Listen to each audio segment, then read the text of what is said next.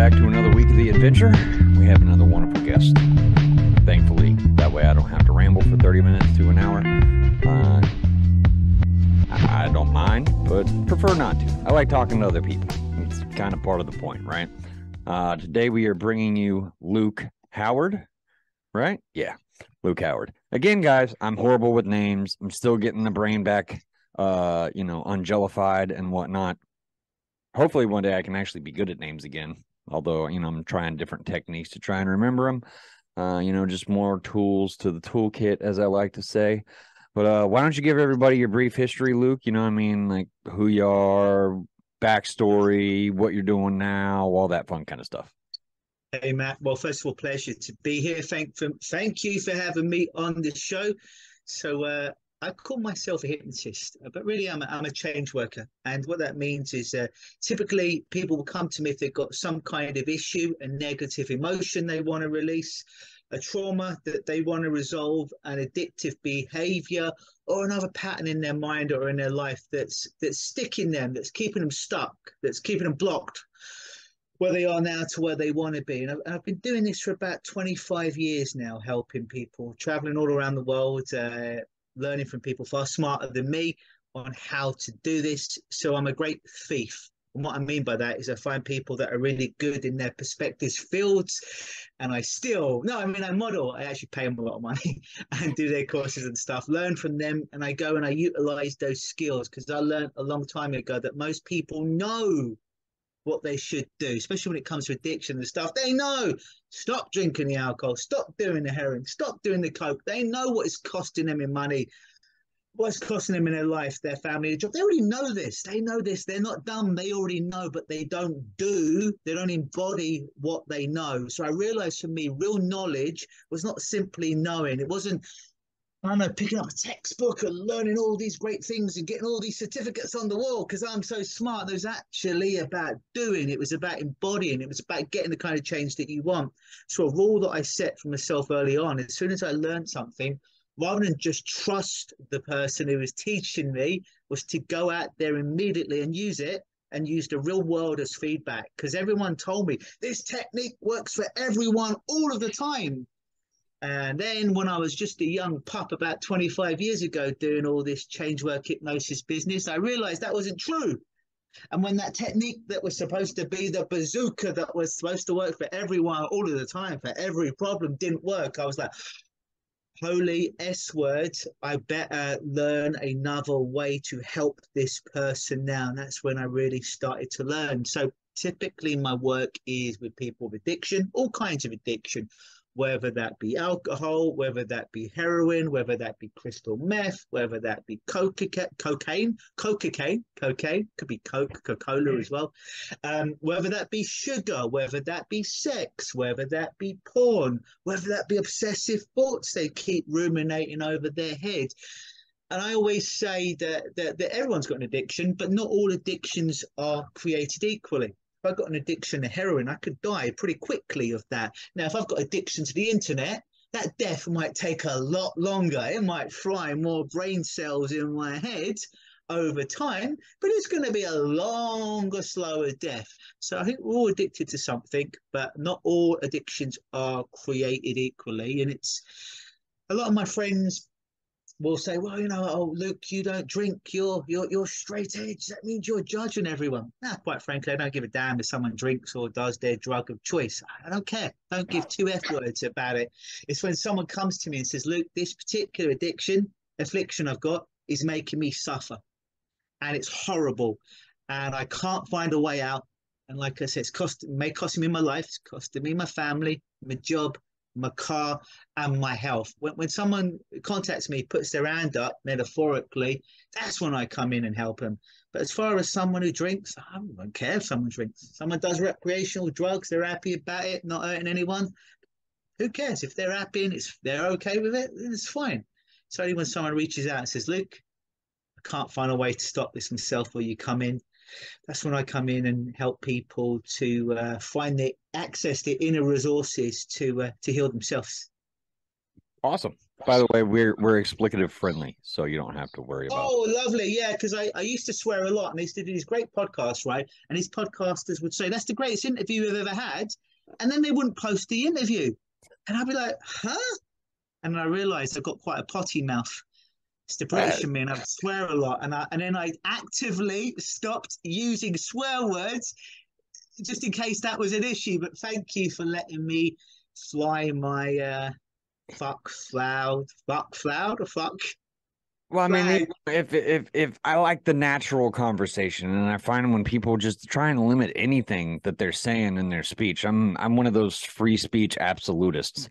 I may not agree with what you say, but if I don't agree with it, that just means I don't have to interact with you. I take that traditional view of free speech, but people got to be themselves. I cuss all the time. I cuss in front of my kids. I don't give a shit. Like, that's not nowhere near the worst thing I've done in front of my kids.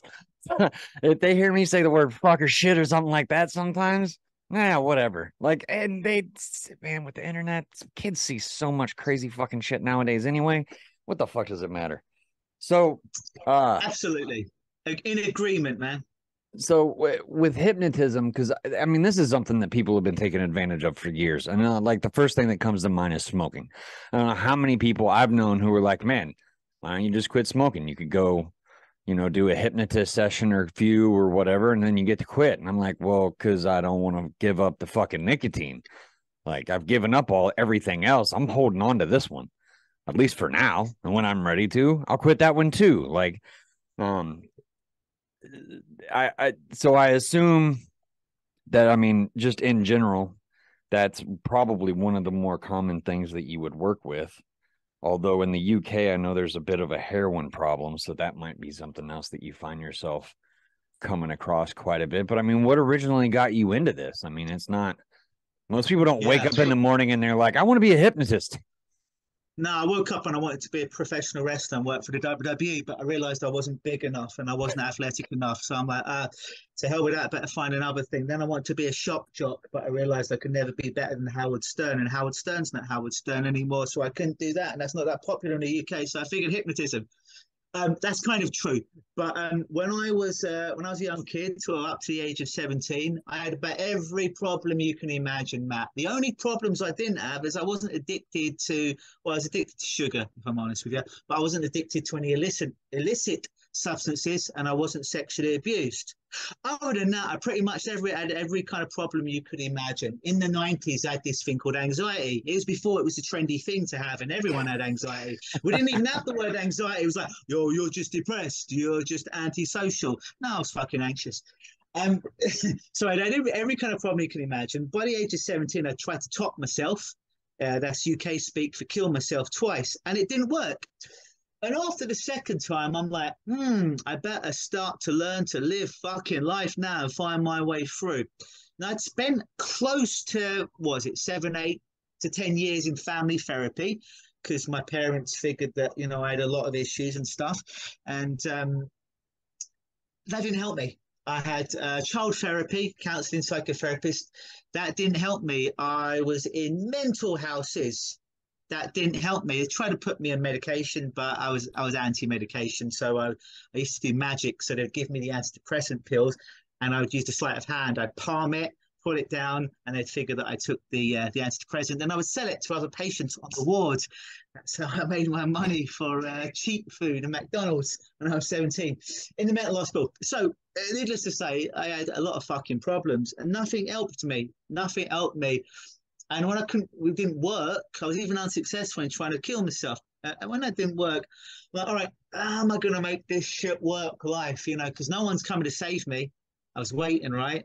Or maybe this person on a fucking unicorn would come and extend their hand and save me, but they weren't coming. It weren't my mum. It weren't my dad. It weren't the girl that I was dating. It wasn't my non-existent friends. It wasn't some evangelical guy on TV. It wasn't Tony Robbins. It wasn't Howard Stern. It wasn't Vince McMahon. It wasn't Hulk Hogan. It wasn't even Stone Cold Steve Austin. So I better find a way. So we had this show in England back in the mid-90s. This is about when I'm 16, 17. Give away my age there, and it was called The Hypnotic World of Paul McKenna. Now, if anyone knows anything about hypnosis, even lay people, they've heard of a guy called Paul McKenna, best-selling author in the UK, British hypnotist, and he would do a show every Monday night, primetime TV, about 8 p.m. on our version of NBC, if you will, ITV. And it was a dog and pony show. And what I mean by that is if you've ever gone to a hypnosis show and the hypnotist says, oh, when you sit on that seat, it's going to feel like a hot poker's up your ass and you're going to jump up. It was a kind of show that was dragged out for 30 minutes every week. It's an entertainment show, right? Right. Now, I'm a kid and the internet had just started at that point, right? So not a lot of exposure. And because I'm a kid and I only had 4 channels in the UK at that point, I'm thinking if I'm watching it on TV and it's not a movie or a sitcom, this shit must be real. So my belief filter was like, Phil, when it's on TV, this stuff must be real. And if he can make that one think she's Madonna, and that one thinks they're Michael Jackson, and that one think they're sitting on a hot poker and it's just a chair, maybe this stuff would work for me. But with my depression, with my anxiety, with my obesity, with my agoraphobia. So we had this newspaper in England called The News of the World. It was owned by Rupert Murdoch, right? And it was our biggest newspaper. And on a Sunday, and there was little ads at the back of it. And the ad was to get one of Paul McKenna's audio cassettes. It's called Supreme Self-Confidence. And it was a generic, one-size-fits-all audio cassette. Not an MP3, not a download, not even a CD. We're talking about 1995 here, old school. And it was, what was it? It was about £11, £10.99. It's about $20 US. Now, you had to write away for a check. I was too young to have a check. So I gave my sister my money, and she wrote a check. And it said, it takes 21 days to arrive. So I'm eagerly awaiting this, right? 21 days. It's going to change my life. And it came, right? I was sitting near the door every day for that package to come, and it came, and I vigorously ate it up. I listened to it every day. Side A was what hypnosis is, what hypnosis isn't. Side B was the actual hypnosis for supreme self-confidence. And because I had total belief this was going to work, it had to work because nothing else did to fucking find a way through life. I ate it up and I just acted as if it was real. And that fucking audio cassette, that generic, didn't know nothing about me, generalizations all the way through it. It changed my life more than everything else that I tried to help myself before that. So then I was 16, 17, I'm 43 now. So then I spent the next 25 some odd years spending way too much money, traveling the world, learning from people who do this shit for real. Learning what works, learn what doesn't work. Because I'm like, if a generic cassette can do this, if I learned this for real, how people really work inside their brain, that's my purpose for being here, because I can't be a wrestler. So then that's what I did. And here I am. Nice. I mean, it's definitely one of the tools that people can use, you know? I mean, like you said earlier, not everything's going to work for everybody. You know, sure. You know, I mean, one of the things I've found from just discussing things with other professionals, either on the show or outside of the show, like, you know, I'm a member of a 12-step program. It's what's working for me, but we also tend to meet in churches, and there's people who've been traumatized by religion when they were younger. They're never going to be able to walk into those kind of rooms, you know. So I would never knock someone, especially if it's something that works. And you know, people can say hypnosis doesn't work, but there's plenty of proof that it does. I mean, there's that whole religion of Scientology that's basically built off hypnosis. Granted, it wasn't used properly and has become a pretty distorted, awful fucking thing, in my opinion. But there's also people like, you know, the guy that you found on TV that do the, you know, the stage shows where they got a whole group of people on the stage and making them do crazy things like pretend they're seals and goats and what the fuck ever, you know what I mean? Like, you can be skeptical, sure, but when you physically see it happen, it's kind of hard to be like, I don't believe that shit. Because, I mean, you know, if you look at science, right, quantum mechanics, we can't even prove that shit except with math. And they're like, we don't know if this really happens, but it seems like it does. So we're just going to run with it. So, I mean, why the fuck not? You know, I mean, people have been doing forms of hypnosis for fucking centuries now. I mean, it's not all just sitting there with the fucking watch swinging back and forth like you're getting fucking sleepy bullshit. You know, I mean, my therapist and I have been talking about it, doing EMDR. Um, and the only reason I even knew what the fuck that was because of The Exorcist 2. That's a form of fucking hypnosis, right? I mean, you're fucking focusing on a metronome or a light or tapping or whatever and getting to a level in your brain where you can fucking deal with the shit, right? Yeah, I sometimes get very angry Facebook comments or comments under my YouTube videos, right? And they'll say demonic. They'll see me doing some hypnosis to help someone. Demonic, right? And I used to get upset about it, but now I just laugh like these fucktards out there. They have absolutely no idea. But an interesting thing is whatever works for you to help to heal you, then more fucking power to you. If 12 steps works for you, great. I meet a lot of people come to me, it doesn't. But if it does, amazing. I meet a lot of people that have gone through counseling, psychotherapy, that hasn't worked for them. If that does work for you to give you the freedom, fucking amazing. More power to you. Basically whatever works for you to get more control in your life, more freedom to heal you, whatever adjectives you want to use, more power to you. I'm not stuck or mere to the concept of hypnosis. Like I say, I'll find great counselors, great psychotherapists, great entertainers who are really great at capturing and leading people's imagination. I say to myself, how can I utilize that in the work that I do? So yes, I have, oh fucking hell, last count, 47 hypnosis certifications, and the most of the world, well, Western world, will have a box to put hypnosis in, right? They've seen a movie, generally a misinterpretation of hypnosis from Hollywood, but they have a concept at least of what hypnosis is. If I call myself a shamanic healer, which is a lot of the stuff that I do now, but it freaks most people out. But if I lead with that, it will freak a lot of people out. So I just accumulate all the tools that I've got. So a lot of my hypnosis, sometimes people's eyes will be wide open the whole time.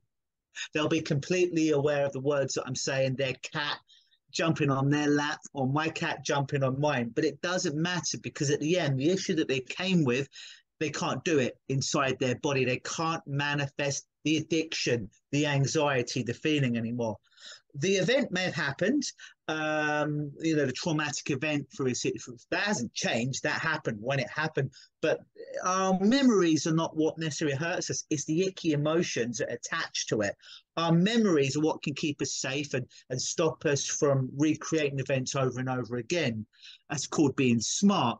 The emotions of the anxiety, the fear, the worry, that's often what keeps us stuck and blurs. It's like having glasses that get very dirty and filled with shit, and now we're looking at the world. When we were born, those glasses were clear and we could see everything for what it was, and we saw the sunrise and everything was amazing. Then through years and years, the world takes its toll on us and starts to change us and shift us and tell us we're not good enough, and this one's saying that and that one's saying that, and suddenly we don't even realize it because we've been drip fed. We've already been hypnotized. It's already been suggestion, social media, friends, family, TV, media. Suddenly these glasses, we can't even see through them anymore because they're filled with shit. So everything we see looks like shit. When we look inside, it looks like shit. Sometimes my job is just to give someone a cloth so they can clean those glasses and see the world for what it is, not what they think it is, not the bullshit and dirt that's been filling up in years, but just see things for what it is, not better than what it is, not worse than what it is, but actually what it is in this moment. Well, that's one of the cool things that I'm finding with a lot of different people who do a lot of different things is it all comes back to just dealing with fucking reality for what it is. I mean, a lot of addicts like myself have trauma from whenever they were kids or whatever that we've suppressed and continue to suppress with drugs and all kinds of other things, relationships and fucking whatever we can find to just not deal with it at all, and you bury something so deep, you forget why you feel the way that you feel. And then you're fucking stuck, putting that on other shit. One of my favorite sayings I've heard and or read or whatever, because I've seen it multiple different places, is hurt people hurt people. And you may not even realize that you're fucking doing it, And now we've got social media and the 24-hour news cycle, and you're just confronted with so much bullshit, like all the fucking time, that it's hard to process all of it, because we're not made for this shit. Our brains aren't made to fucking constantly hear about motherfuckers getting blown up or shot up or any of that kind of shit, or fucking seeing all these super hot, wonderfully happy people supposedly all over Instagram and all that shit. And then they look at their lives and they're like, what the fuck? Like, what the fuck is this shit? One of the things I've been finding myself, they call it the red pill movement. Like, I'm not super into it. But one thing I have found interesting is whenever they're talking to a large group of people, especially women, they would rather have Instagram than a stable relationship in their lives, because they would just want the attention. And I'm like, that just comes from pain. Like, why are you trying to fill yourself up with some superficial shit that once you hit 30, you ain't gonna have that no more? And then all you're gonna be left with is all that fucking pain. And what are you gonna do with that? So, I mean, one of my sayings has become, we're all trying to build a house. And the more tools you can have in your toolbox, the better, because you can't build a house with just a fucking hammer. You can't just beat the shit out of something and expect it to fucking work. Nothing works like that, So, even though people may, look at it as demonic, that's just because they've been, hypnotized or convinced or brainwashed or whatever fucking word you want to use, that their way is honestly the only way. And that's not how this shit works. That's not how any of this shit works, because we're all so vastly different. I mean, one of my favorite things about the 12 steps, the program that I'm in, is that we don't, we may talk about God, but we don't give a fuck what your religion or your spirituality or any of that shit is. As long as you find something, even if it's just the program or the group of people that you're with or hypnosis or whatever the fuck it is. I mean, we don't really give a shit.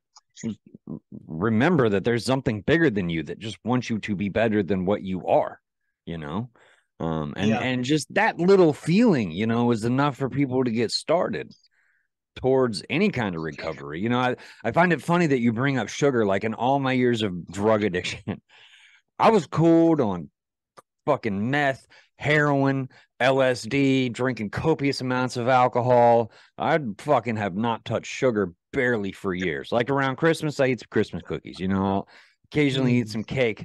I do like some pie every now and then, but I stay the fuck away from sugar because it's so fucking bad for you. And the whole time I'm like pounding 3, high proof fucking beers, like, as soon as I drop my daughter off for school every fucking morning.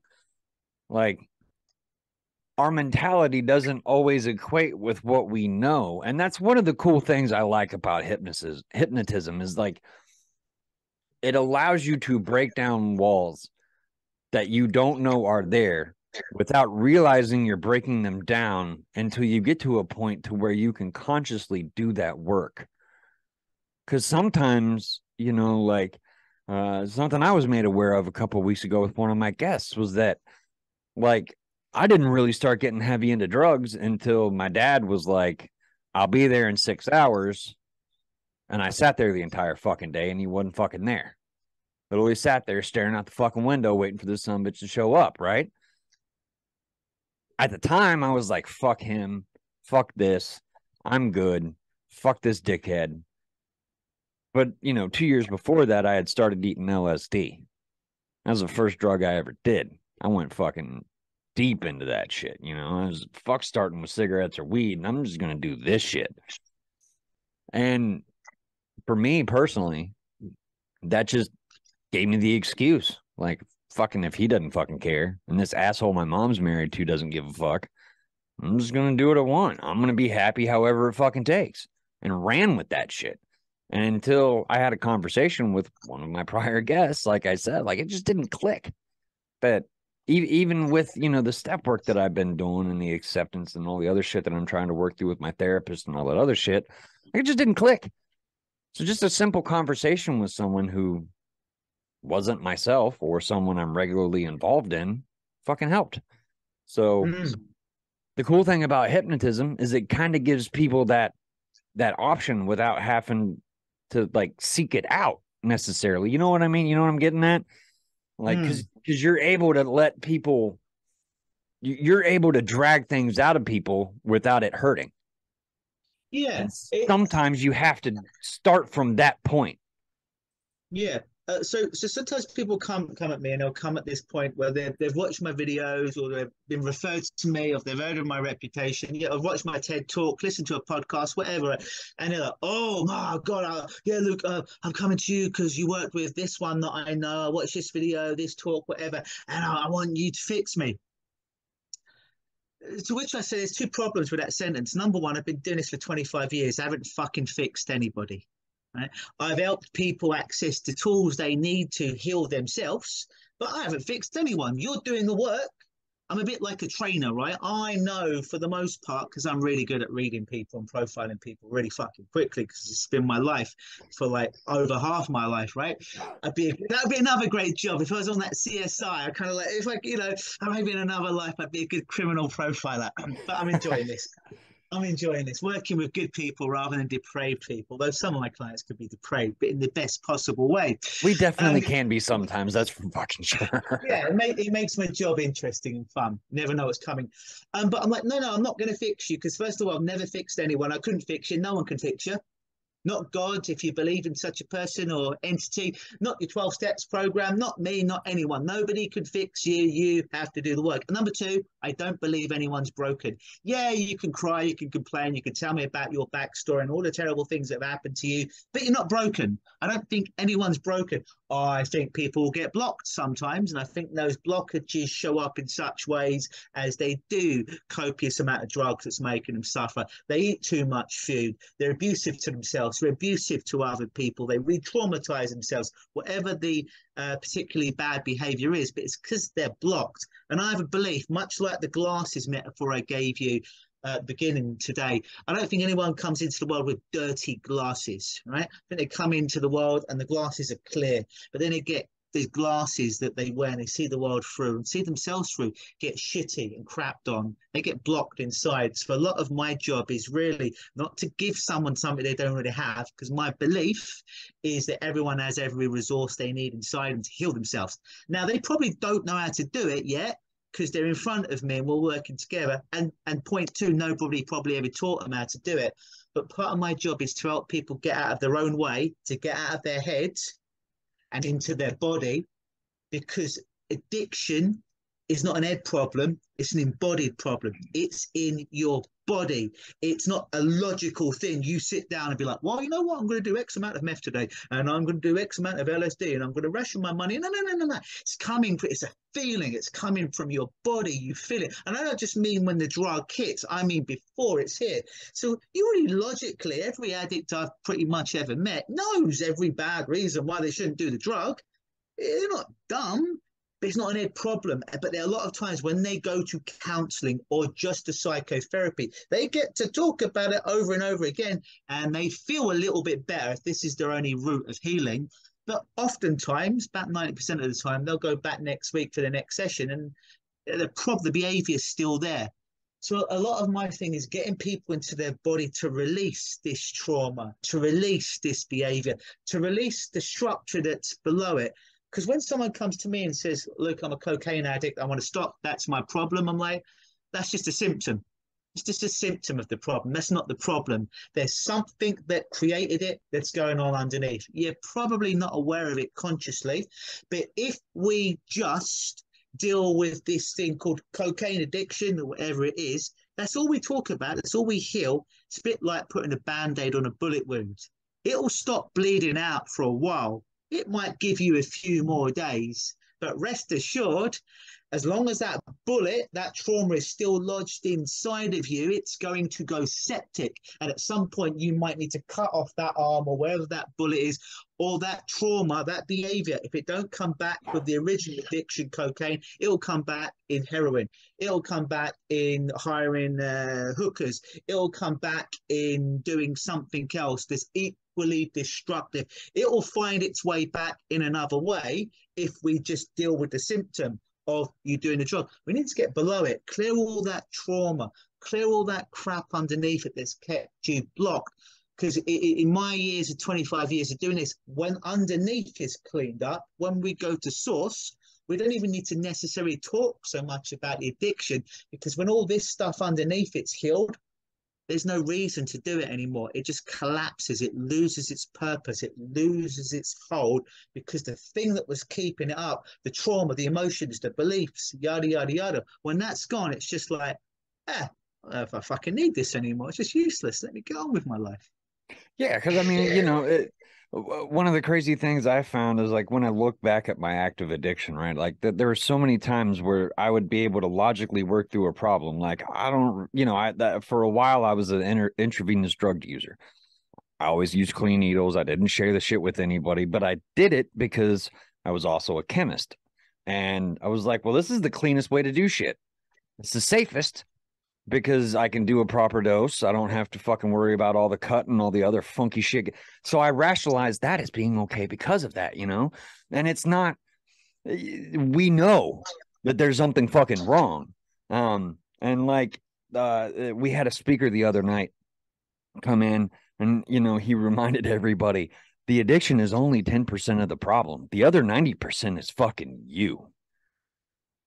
And figuring out how to deal with that other 90% is what's going to stop that other 10% from fucking happening again. Because you'll never get over this shit. At least as far as I feel and believe. You'll never actually be able to get over addiction. You can be done. You can not want to ever use again and be very firm about that shit, but it can come back. It can come back in shopping. It can come back in, cars or gambling or hookers or sex workers as they're called nowadays. Like, it doesn't fucking matter. You can go to the strip club and blow hundreds and thousands of fucking dollars every year trying to make yourself feel better. But until you deal with that 90% that is really you, you're never going to fix that other 10%. Realizing that 10% is a problem and deciding that you're going to stop doing that one thing is what allows you to get to the other 90%. Because if you're high as fuck, you're never going to be able to get to that other 90%. Because you're not going to be able to think well enough. Or, if you're sucked into the sugar shit and you're on that sugar high and the ups and downs, like I harp on sugar, so I fucking hate that stuff, man. Because it's becomes so ingrained in people to be okay. And they don't understand like how awful it is. Like I was talking to somebody who, they're like, I'm not really an alcoholic. I don't drink that often. I usually drink at parties, like Christmas parties and that kind of stuff. But I've noticed like when I'm at a birthday party and I'm drinking a glass of wine and I get really, really drunk off just that one glass, she's like, I don't really know why that happens. And I was like, it's because of the fucking sugar in the cake. And she's like, I don't get it. And I'm like, alcohol is just sugar. So you consume that sugar on top of the sugar from the alcohol. And it just makes it all worse. You get drunker because of that. And she's like, I never fucking thought of that. Anyway. But it's things that you said that I thought was really cool because I follow a Celtic faith and I'm starting to get back into it, thankfully, is the whole shamanism thing, which I think would help people understand more of what hypnotism is because you're just leading people. Shamanistic healing is the same kind of thing. You're just leading people to the end. You're not a doctor. You're not cutting someone open, pulling the fucking bullet out and saying, all right, you're better now.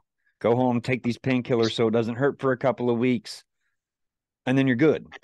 Because although that's a form of healing, that's not how this internal emotional shit works. You got to really put forth some effort to make this shit work. And if you don't have someone who's kind, caring, and compassionate to do this with you, and who's also willing to kind of put their foot down sometimes and be like, you're bullshit, motherfucker, it's not going to have the same effect. That's like, it's funny that you do what you do, but you're coming at it from a shamanistic perspective. The first thing my therapist suggested to me was to read Buddhism and the 12 Steps. And that's how I knew I was going to like this guy. Because he wasn't, he's a licensed addiction counselor and he's in the EMDR and all this other kind of stuff. But he was like, maybe you need to learn how to meditate. And it's like, I think we're going to get along just fine. Because, yeah, I need to get fucking back to that. Because that's being able to disconnect. It doesn't matter if it's hypnotism or whatever. As long as you're doing it in a healthy way, it's really fucking important because we For are sure. constantly bombarded by this shit.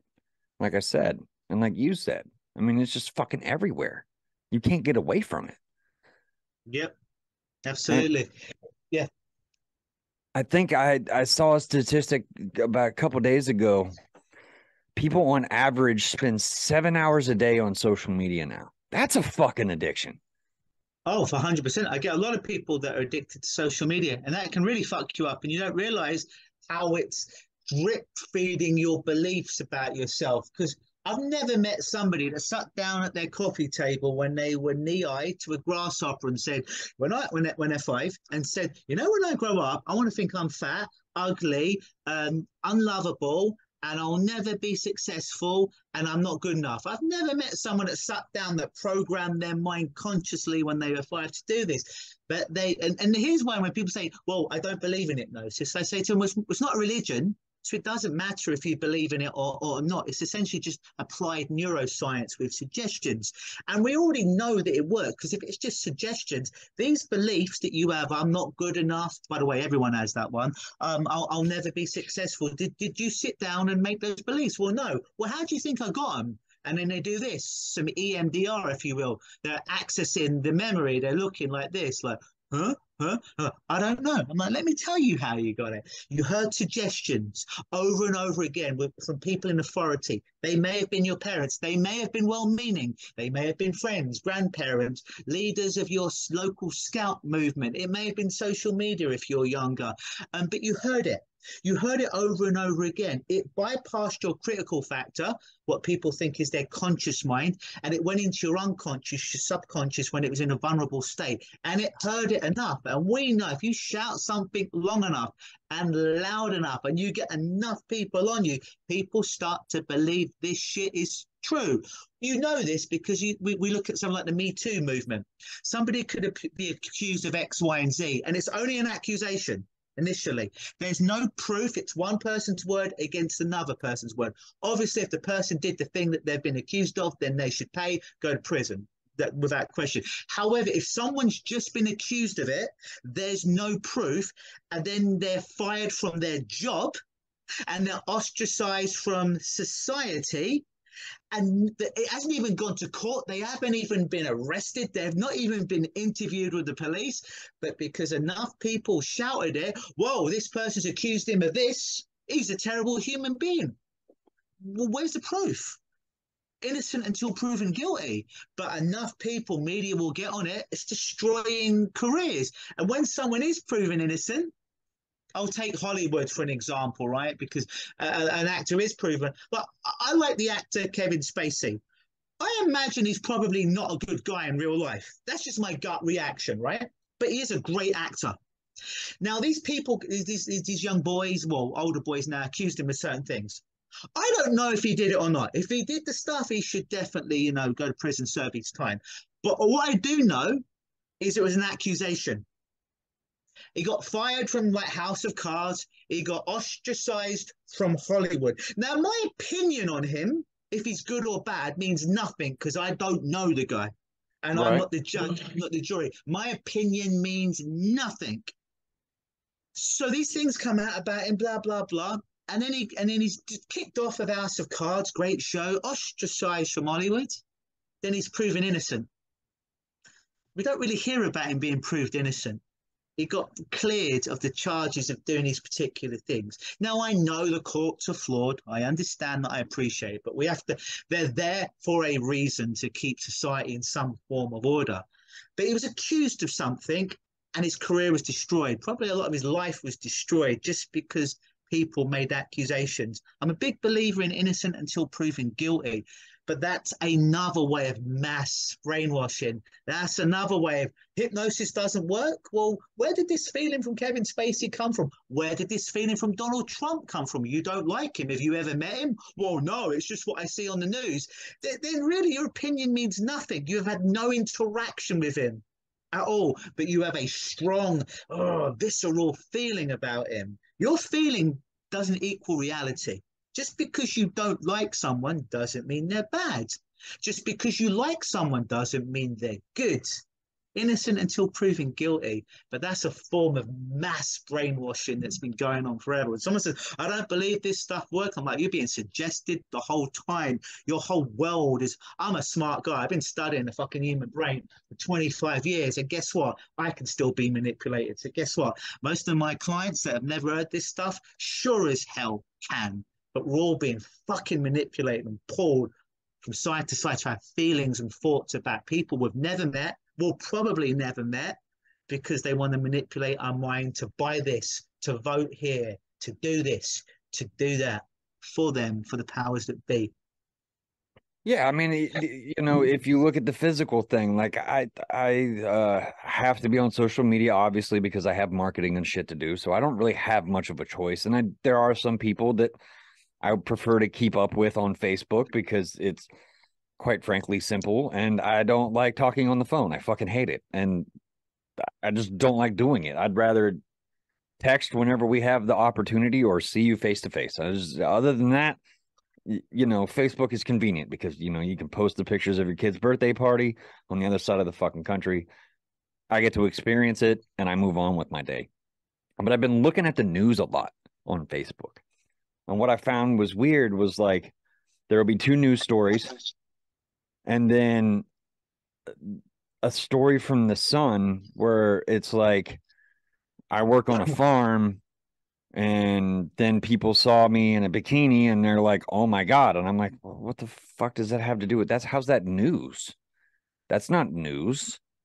Do people not remember that the Sun is a fucking tabloid? Like it's the same people who said Michael Jackson was an alien and had like 8 heads and 6 penises. Like it's ridiculous, you know, like but And then you look he slept with the elephant man's bones. Remember that one as well, Michael oh yeah, Jackson. The yeah. elephant man's bones were underneath his bed. Sorry. No, you're good. And then you look at a guy like Kevin Spacey, the second he was cleared, I mean, he's still got other cases that, you know, other civil lawsuits that he's fighting, but the second he was cleared of most of them, he's already signed another movie deal. Nobody probably even knows that shit. It's like, you know, he's like you said, he's probably not the best person. I mean, he does kind of seem like an asshole, but I don't fucking know the guy, you Yeah. know. The only reason I feel the way I feel about Trump is because I understand the way the man fucking thinks because I've been in sales for so fucking long. I see the games that he plays with people. I don't like those games. Because of that, I don't like the guy, you know? And then now there was the whole insurrection bullshit that we had over here. It's like you said things publicly that incited that. That's not cool. You know, that wasn't because you didn't like losing, you know, a vote of who's more popular, which is all our fucking political system is. Oscar Wilde said it best. If you think there's 2 parties in the United States, you're out of your fucking mind. He didn't say it exactly like that, but that's really the gist of what he said. You know, but if you think, you know, losing a popularity contest is enough of a reason to overthrow the government, that's bullshit. I'm originally from West Virginia. Back during World War One, and actually before World War One, it started in 1912. From 1912 to 1922, we were at war with the coal companies in the state of West Virginia.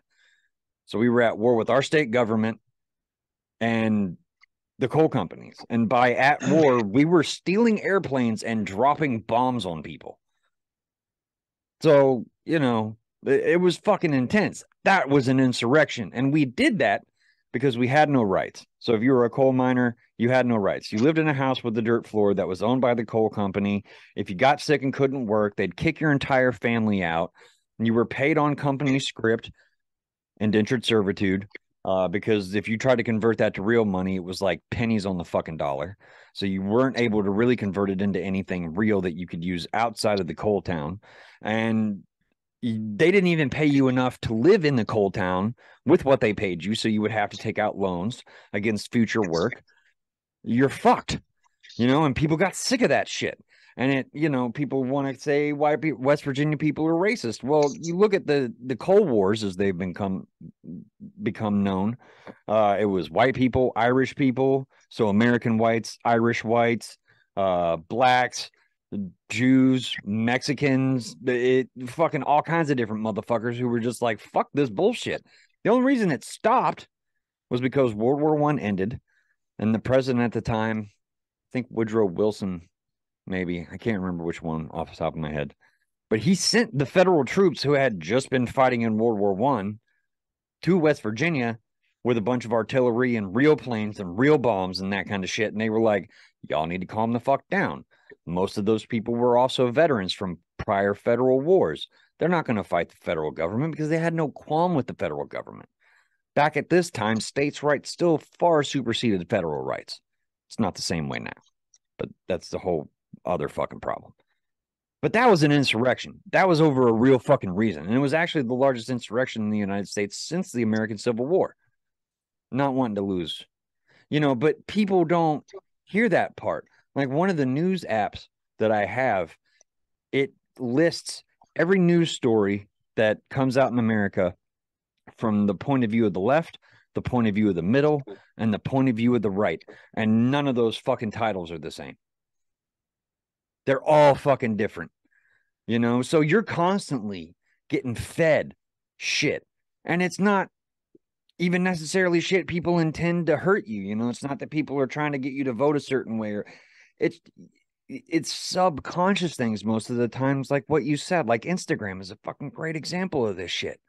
If you're hot and you just post a picture of you being hot, you're gonna get 1 million fucking views. But I see motherfuckers trying to save people's lives who don't. It's like, that's pretty different, like one of the cool things I've noticed, there's this whole movement of people who are just giving homeless people money and putting it on camera. And I don't really necessarily agree with why they're actually doing it for the most part. Because that's kind of a look at me thing, I feel like look at me, I'm giving this guy $100. Like, why? You don't have to put that on fucking camera for everybody to see. Just fucking do it if you're going to fucking do it. But then you look at a guy like Mr. Beast. Yeah, he puts it on camera. But he's not just handing $100 to people. And now he's gotten to a point where he's like, look, I'm going to give you this challenge and I'll give you $100,000 if you can do it. So he's making content like that. But at the same time, he's turning around outside of what he does on camera and he's still doing the same shit. He's like, yeah, I put some of this stuff on camera because some of this money comes from sponsors who are giving me $100,000 to give someone on camera and throw their ad in the middle of it. Well, that's totally different than you walking up to some homeless guy and being like, hey, man, here's $100. And you put it on camera for everybody to see to make yourself feel better. Like, just give them the fucking $100. But like, we've been trained that that's what kindness is. And it's not. That's not fucking kindness. What Mr. Beast is doing, I find that to be very kind because I've seen him in interviews where he's like, yeah, I do this shit all the fucking time. He's like, I've got all this fucking money now and I can't give it away fast enough. You look at a guy like Warren Buffett, for example. Most people don't know back in 1950s, whenever he bought his house that he still lives in, he was letting his wife bring homeless people of color into their home to live. And we were super racist in America back then, especially in Omaha, Nebraska. They were hella racist back then. Shit, they still are. But the man who would become literally the richest man in the world, he was cool, and he didn't fucking toot that horn. He let his wife handle all that shit. He went out and he made the money and he let his wife, I think her name was Susan, deal with all that, Like, we get trained by people to think shit that may not necessarily be real, especially like you're ugly, you're fat, like all this other shit. Like, we've been trained that because Warren Buffett is a part of the 1%, he's a bad guy. No, he's really not. For sure. You know what I mean? Like, so, there's so many things that people are fed nowadays and they have these blinders on because it's uncomfortable to question this stuff a lot of times, just like it's uncomfortable to question, why am I shoving this cocaine up my nose? Why am I going out every weekend and blowing all my money on purses? Why am I smoking 3 packs of fucking cigarettes a day knowing I'm going to get fucking cancer? It's painful and it's hard, and it's easier to just do this other shit, you know? So, So I used to have this issue, as mentioned, with sugar, and for a part of my life, concurrently with being a hypnotist, I was a personal trainer. I was successful as my trainer, but about half the time as being a personal trainer, I was a fat bastard, but I still would get clients. So that proves the power of hypnosis to you right there. And so I used to tell myself the lie that sugar made me happy, right? I love carbs. So I tell myself the lie sugar makes me happy. So I'd lose 50 pounds, gain 50 pounds, like a yo-yo each and every year. I knew what to do. I knew how to train. I knew how to eat, but about half the time I wasn't doing it. So I got sick and tired of this problem. Had it for about 25 years. I'm like, give me a new problem, but I'm fucking bored with this one. Literally, I am bored of having the same problem. Give me something new. But if there is a thing called reincarnation, I don't want to have this problem anymore. So I better fucking deal with it in this life. So the next time I had this sugar urge, I'm walking past Starbucks, didn't have any cravings for sugar at all. Then suddenly I walk past Starbucks and I want one of those venti caramel frappuccinos with the dairy, the caffeine, and the sugar, everything a grown boy needs. So I go in and I'm like, oh, it feels so good. Like I've never done heroin before. I've never done any drug, but I just imagine that first sip of that frappuccino after having no carbs for a while, like fucking heroin entering the system. I could feel it entering my veins, right? Veins. And then first sip was orgasmic. Second sip was pretty good. Third sip was like, all right, I'm done. And I'm like, hold, and I didn't feel any better. And I'm like, hold on. I've been telling myself for 25 years, this makes me feel better. I'm 3 sips in to all this sugary goodness, and I'm not feeling any better. And I'm like, holy shit, it was the moment for me. I've been telling myself this negative belief, this lie that sugar, insert your drug of choice here, makes me feel better. It doesn't. So I stopped.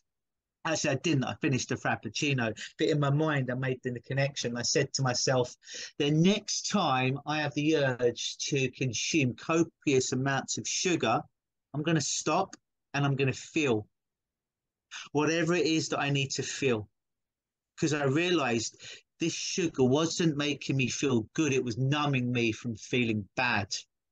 That's why a lot of my clients come to me is they just numb. They don't want to feel bad anymore. So they numb themselves. The problem is when you numb yourself to the bad feelings, you also numb yourself to the good feelings. Antidepressants is a key to that. Yeah, it may help people bring down the deep lows of depression and stuff like that, but it also brings down you feeling good, you feeling happy, you feeling balanced. So then fast forward about 2 3 weeks later, I'm walking down downtown Toronto near City Hall. It's a it's a Thursday afternoon, it's about 2 o'clock. And suddenly, out of nowhere, I have an urge. Luke, go and eat sugar now. Go and eat copious amounts of sugar. Have a cheat day. Do nothing else. Take the day off. And I felt myself going home and I planned out the Doritos, the Frappuccinos, the hamburgers, the pizza, all this good stuff. And I stopped. I'm like, didn't you make a promise to yourself that next time you had this urge, you were just going to stop and you weren't going to use hypnosis, shamanism to magically make it disappear? You were going to feel it. Whatever the it was, you were going to feel it. And I didn't have a name for it, by the way. I'm like, yeah, all right. So I remember standing there and it was like a proverbial grey cloud over my head. I wanted to run home. I wanted to distract myself. I wanted to feel anything other than this feeling of whatever this dark cloud was. And again, I didn't have a name for it, right? It was just a darkness. I call it a darkness. It's a deep darkness that made me want to cry. It made me want to run home and assume the fetal position and just have carbs to distract myself from feeling. And I sat there and I didn't analyze it with my brain. I didn't think what trauma's causing this. I didn't use a tapping technique, a EMDR, hypnotic suggestion, any of that business. I just felt the semantic sensation inside my body without labeling it. And I just held it, held the feeling. And I knew one thing for sure is no matter how horrible this feeling felt, it was going to pass. Now, I didn't know if it was going to pass in a minute, an hour, 6 hours, but I knew it had to pass. It has to. Every emotion passes. So I remember I timed it 75 minutes of me holding it there and feeling it and not being distracted that I wanted to watch TV, go and have sex, eat sugar, just feeling, the sensation. And after 75 minutes, it went. 25 years of struggling with sugar disappeared. That was about 6, 7 years ago. I've never had another problem with sugar. But I've been running, right? I've been running for 25 years because I just didn't want to feel whatever this fucking feeling was. Again, I call it the darkness. It was overwhelming for me. By the way, I still don't know why it was there. But all my body said is, Luke, you need to feel it. And when you feel it, it will go. And I was so scared that I ran, that when I actually just felt it, that's all I did, nothing else. It went and it was done. Sometimes that's just what it takes. So where can people find your stuff, brother? Because I mean, I've enjoyed talking to you. You obviously know what you're talking about. Someone who's got 43 certifications in anything. Hope they know what they're talking about, unless, you know, there's probably some bullshit certifications you could buy online. Yeah, there totally are. But I mean, oh, for sure, for sure. Yeah. If people want to find out about me, I'm on every form of social media. The easiest thing is to go to my website, which is lukenosis.com. Luke, like me, Luke, Gnosis, Nosis.com. They can find all my details on my website. If you put Luke Gnosis into YouTube, I've got about 1,500 videos on addiction and everything else on there. Facebook, Luke Gnosis, Instagram, TikTok. You can find me on all of those, but probably the website, lukenosis.com. And then if they want to get some like really tangible videos and getting stuck in with some stuff for free, they can go over to YouTube and watch some of the videos there. Awesome. Well, we'll make sure we include links to the website. That way people can adventure over there and dig in and see what they could find. Maybe they'll find something that can help. Maybe they don't. You don't know until you try. But I appreciate you coming on the show, my friend. Thank you, buddy. Obviously, we'll love to have you back at some point. You're more than welcome. And for the people who are listening or watching, depending on where you're consuming this, I appreciate you as well. And I hope you're well. And if you're not well, I hope this might give you a reason to get well and enjoy the rest of your day or night or whatever the hell it is.